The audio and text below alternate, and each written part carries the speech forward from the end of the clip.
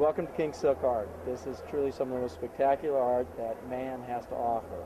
What you're seeing is this is all silk embroidered, and it comes from a province in China called Suzhou. And this art has been being done for over 2,000 years. There are families that were put there by the emperor to embroider his robes. What they do is they'll take all the silkworms, they put them in these baskets and feed them on mulberry leaves.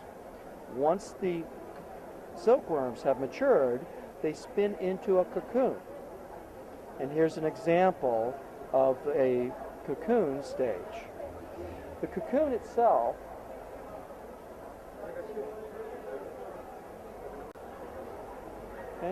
and what they do with this is they'll take a vegetable dye, permeate the silk with the dye.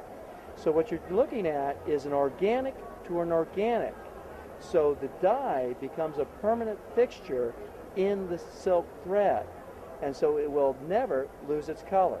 They can get about 2,000 feet out of one cocoon of that very, very fine fiber. This is thinner than a human hair. They'll then take this and literally just start stitching it. As part of it, the first thing they'll do is they'll split the thread down to a specific count of the thread itself. The thread starts with a total of 16 strands. Depending upon the quality of the piece, they will determine how many strands they use to actually do the work. Something like this, like a tiger for example, these top quality pieces will take anywhere from months to years to complete.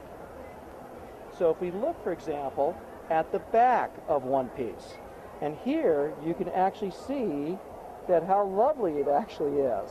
And if you were to rub your hands over it, you can actually feel the little knots. This is actually one of the key elements to tell you that this has actually been stitched by hand. So in fact, if you turn it over, and there's the front. Absolutely wonderful.